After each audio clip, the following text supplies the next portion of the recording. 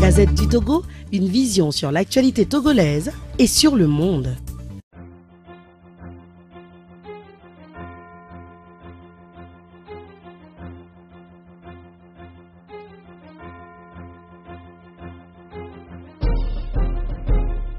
Donc Nicolas Gossou qui voulait savoir pourquoi nous sommes un peu, comme on dit, réduits à la portion congrue, c'est-à-dire que l'essentiel, en fait, tous les leaders ne sont pas présents autour de la table, contrairement à ce qui se faisait habituellement.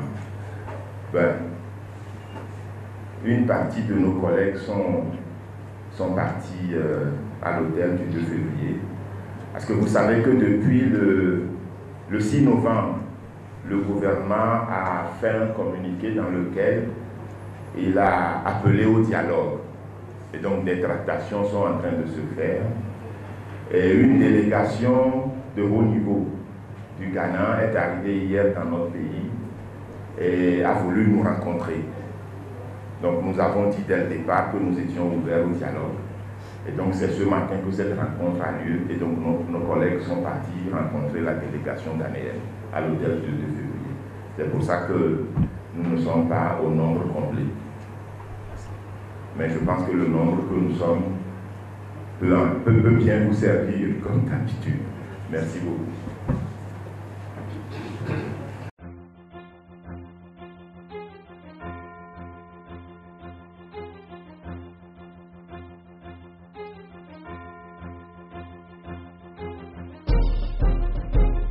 Merci. Je dirais une discussion plutôt dialogue. Ah oui, ce terme-là.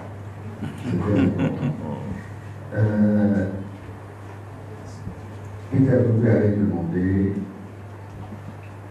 si le chef de file de l'opposition avait rencontré le Premier ministre. Non.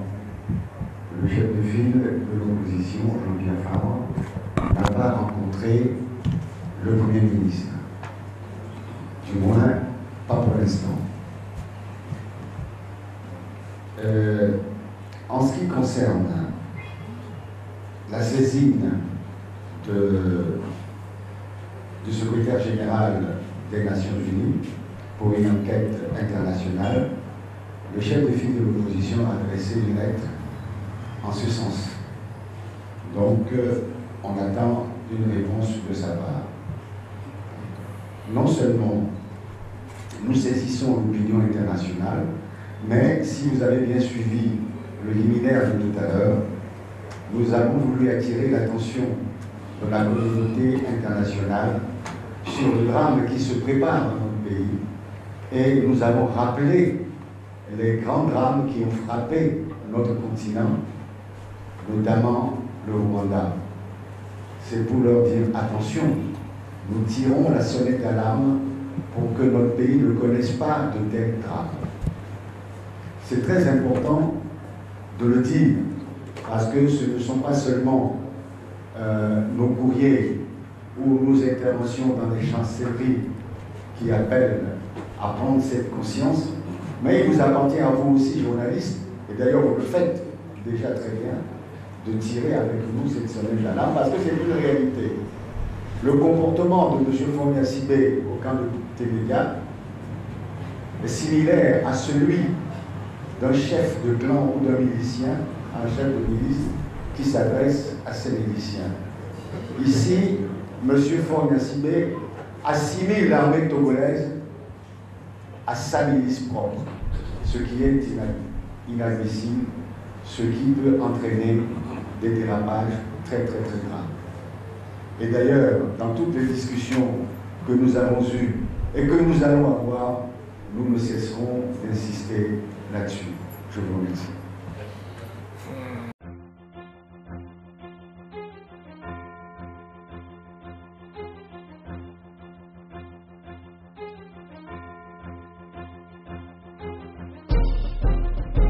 Je pense qu'il y a une question qui concernait la marche pour planifier, pour organiser, qui devait s'organiser à ce moment-là. Mais oui, ça comme Je ça. crois que par rapport à cela, il y a quelque chose qui nous inquiète et nous tous ici dans la salle. Et Rodrigue l'a dit tout à l'heure, les enlèvements, les intimidations manifestation, je dirais, en fait, à Sokode, c'était aujourd'hui qu'on devrait aller marcher à Sokode. Enfin, on devrait aller aujourd'hui à Sokode pour marcher demain mercredi. Mais nous avons appris que nous ne serions pas en sécurité, ou du moins qu'on n'est pas en mesure de nous assurer notre sécurité si on y allait. Alors la question est que chaque fois qu'il a été question d'organiser des manifestations sur toute l'étendue du territoire, on nous a proposé la réponse suivante: nous n'avons pas les moyens suffisants pour pouvoir assurer votre sécurité.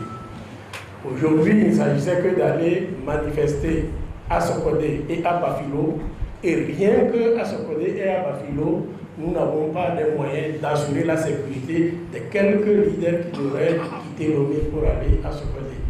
D'où la question de se poser, la question qu'on peut se poser aujourd'hui. Est-ce que tout le pays est en sécurité lui-même? Si déjà nous ne sommes pas en mesure d'assurer la protection de la population, de toute la population et de quelques personnes. Donc voilà pourquoi les manifestations de Sokode et de Bafilo pour cette semaine ont été reportées. Mais soyez-en sûrs, ce n'est pas immédiat. Elles vont se tenir très bientôt, dès que nous aurons la possibilité d'y aller. Au cas où on n'assure pas notre sécurité, ben, ceux qui sont sur la place, nous savons ce qui se passe aujourd'hui. Ils n'ont pas de sécurité, les gens sont dans la brousse. Eh bien, nous irons être dans la brousse aussi avec eux. Je vous remercie.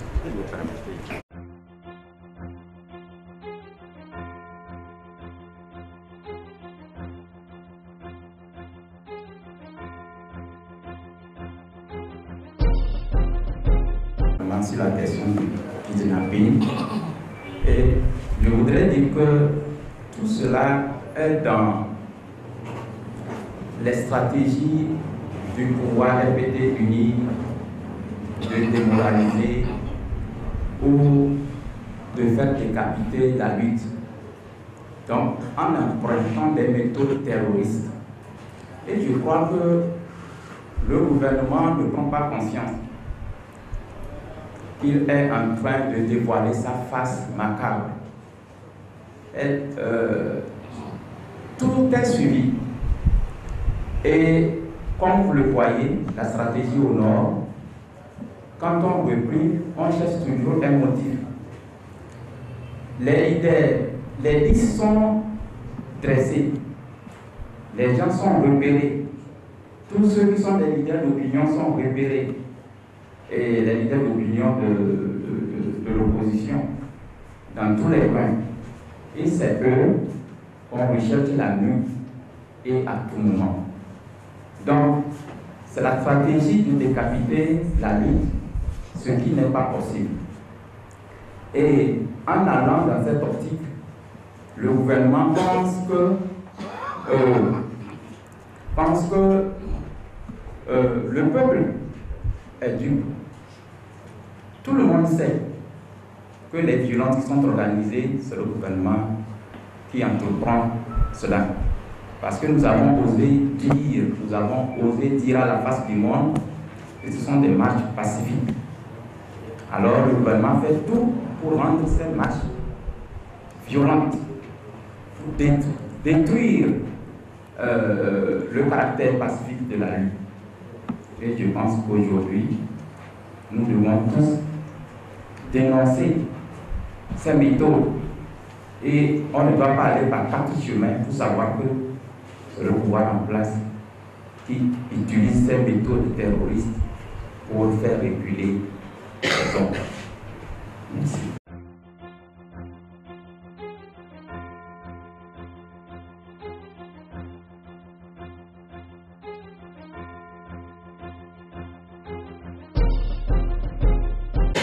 Par rapport aux gens kidnappés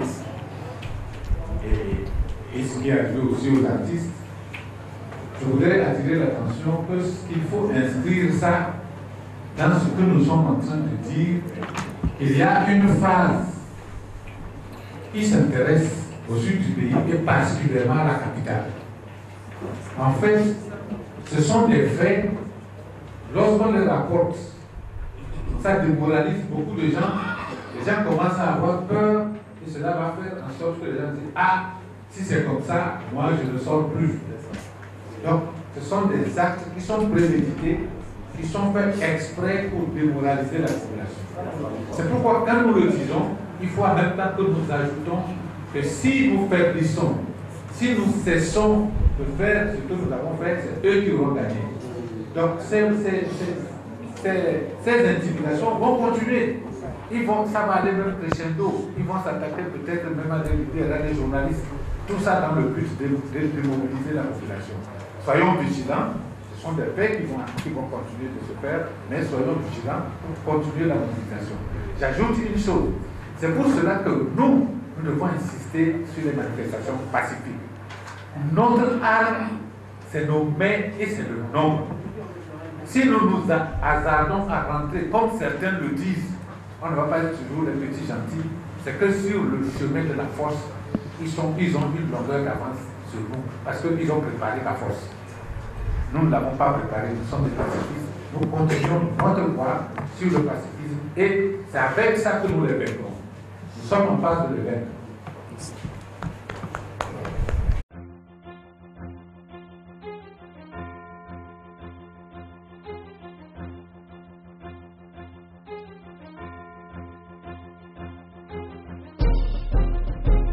Un ami personnel, je lui souhaite prompt rétablissement. Contrairement à ce que les réseaux sociaux ont affirmé dans un premier temps, il n'est pas décédé. Ça, tout le monde l'a su par la suite.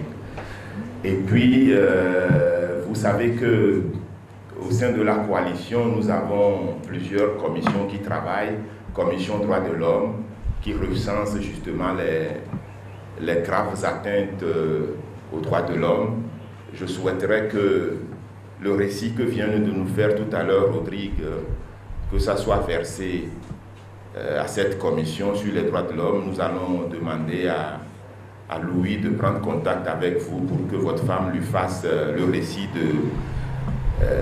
du drame qu'elle a subi avec certains autres citoyens, dire exactement comment les choses se sont arrivées, l'itinéraire, le lieu mystérieux dont tu parles là, où il y aurait du sang et tout ça.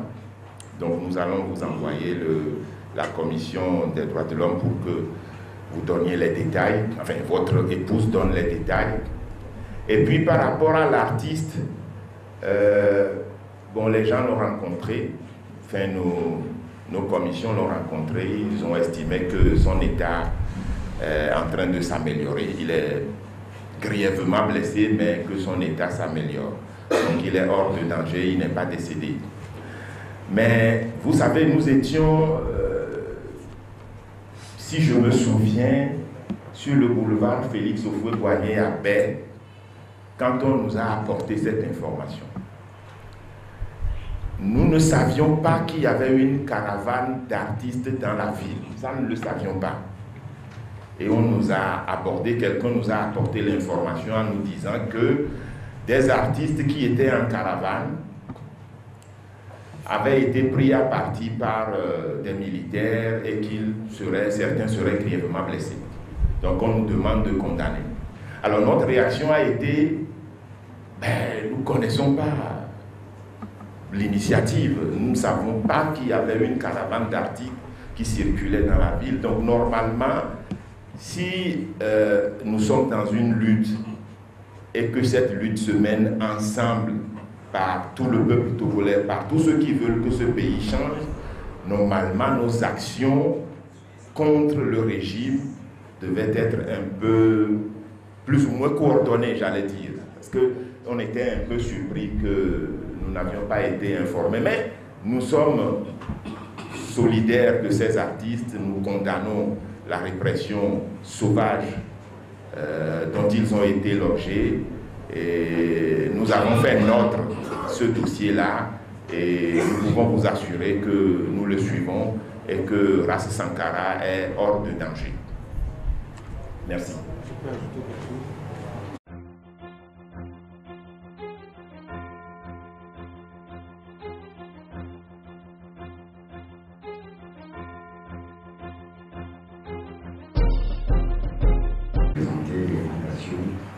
et toute l'amitié de la coalition à votre épouse. En ce qui concerne les manifestations de cette semaine, nous avions prévu de faire 5 jours de manifestation avec l'intention d'aller à Sokolé, à Bafilo et à Mango les mardis et le mercredi, c'est-à-dire aujourd'hui et demain. Malheureusement, lors des discussions que nous avons eues avec le ministère de l'administration territoriale et celui de la sécurité, c'est une interdiction qui nous a été faite de nous rendre dans ces 3 villes. Non seulement ils nous ont dit qu'ils n'allaient pas assurer notre sécurité, mais à dire vrai, c'était des menaces, puisqu'ils sont allés jusqu'à nous dire qu'il n'y aura jamais de manifestation dans ces 3 villes tant que les 4 armes perdues ou volées ne seraient pas trouvées. C'est pour cette raison que nous disons que sur toute l'étendue du territoire national, il y a manifestation les mardis, mercredis, jeudi, vendredi et samedi de cette semaine. S'il n'y a pas de manifestation à Lomé le mardi et le mercredi, les manifestations peuvent avoir lieu à l'intérieur du pays, partout. Nous avons envoyé le courrier au ministère de l'administration territoriale en temps et en heure. Ils n'ont pas trouvé à redire là-dessus. Donc, toutes les villes concernées peuvent commencer dès aujourd'hui les manifestations. En ce qui concerne Lomé, les manifestations seront le jeudi, le vendredi et le samedi, suivant les itinéraires de la dernière manifestation. Il a été demandé à plusieurs reprises si effectivement le chef de file de l'opposition avait reçu une lettre du Premier ministre. Vous savez, il y a beaucoup de démarches qui sont en cours aujourd'hui, il y a beaucoup de courriers qui sont échangés, il y a des rencontres qui sont faites. Mais compte tenu de la situation très délicate et très sensible, il est difficile de communiquer toutes ces informations-là. Souffrez que certaines informations ne soient pas mises sur la place publique pour donner une chance à ces discussions. Nous savions depuis un moment que nos amis ghanéens ou béninois ou d'autres pays sont en train de vouloir rapprocher les points de vue. Vous êtes journaliste, je sais votre faim de connaître les informations à la chose, mais permettez-nous dans cette situation très délicate de taire certaines informations pour éviter qu'il y ait des mauvaises interprétations, qu'il y ait des malentendus qui risqueraient de faire échouer les entretiens que nous sommes en train de préparer actuellement. Je vous remercie.